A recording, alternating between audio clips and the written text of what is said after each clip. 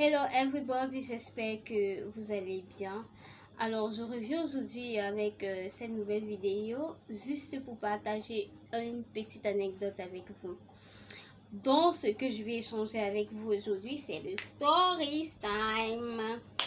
Alors, dans le story time, aujourd'hui, nous avons comme thème un salarié se fait tabasser par son employé. Et oui, et c'est où? En Afrique. Généralement, on n'en trouve que en Afrique. Bon, je ne vais pas citer trop le nom de l'entreprise ou le nom du pays.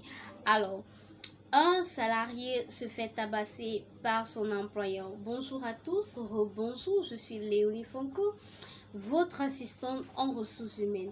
Notre but ici est de vous aider à intégrer un monde professionnel et avoir un super parcours. Bienvenue également sur Solution Job RH. Si c'est ta première fois de passer par ici, je t'invite à déposer tes valises, à t'abonner afin de ne rater aucune notification. Alors, un salarié se fait tabasser par son manager.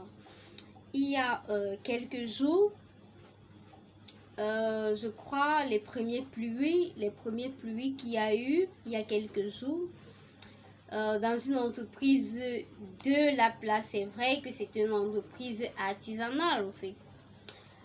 Un salarié arrive en retard et généralement, lorsque le manager arrive toujours en premier.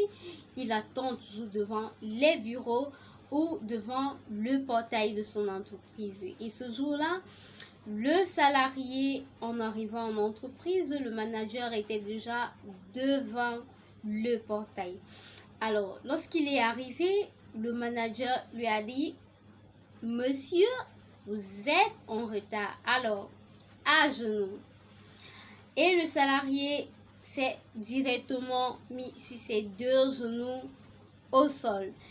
Et monsieur l'employeur se permet de retirer sa ceinture. Il se met à fouetter le salarié. Et lorsqu'il fouette le salarié, il met les blessures sur le salarié, Enfin bref, ils ont dit à la fin que le salarié s'est écroulé, mais j'ai pas vu comment le salarié s'écroule en fait. Mais ce que je peux dire, c'est que lorsque on a posé la question au salarié, il s'est expliqué en disant que le manager voulait le corriger parce que lui, il était en retard. De grâce.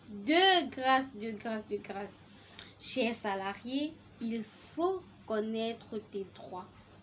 Il faut connaître tes droits, pas seulement tes devoirs, mais également tes droits. C'est important.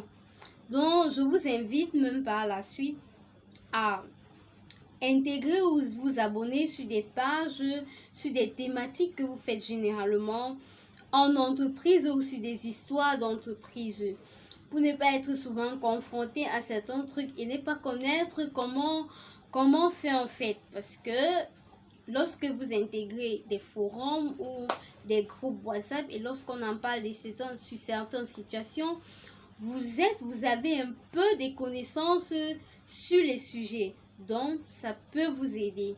Ça peut aider. Donc, de grâce, connectez-vous. Comme je disais, le salarié se permet d'expliquer aux gens que son manager voulait le corriger parce qu'il est en retard. Et par la suite, il explique: je ne peux pas perdre mon boulot.